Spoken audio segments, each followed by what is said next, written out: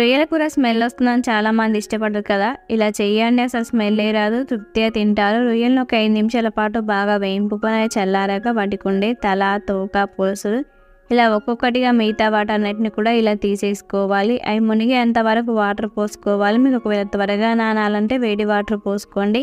మసాలా దినుసులు వేగిన తర్వాత ఉల్లిగడ్డ, పచ్చిమిర్చి వేసుకొని ఉల్లిగడ్డ మగ్గిన తర్వాత అల్లం వెల్లుల్లి పేస్ట్, పసుపు వేసుకొని పచ్చివాసన పోయేంత వరకు ఉంచుకోవాలి. పచ్చివాసన పోయాక రొయ్యల్ని వేసుకొని ఒక 5 నిమిషాల పాటు ఫ్రై చేసుకోవాలి. రొయ్యలు ఇలా బాగా ఫ్రై అయిన తర్వాత ఇందులో టమాటా ముక్కలు, ఉప్పు వేసుకొని టమాటాలను మగ్గించుకోవాలి.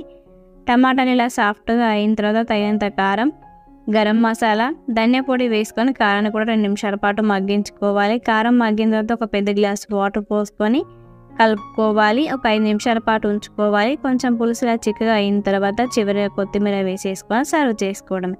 ఎంతో టేస్టీగా ఉండే రొయ్యల కర్రీ రెడీ అయింది.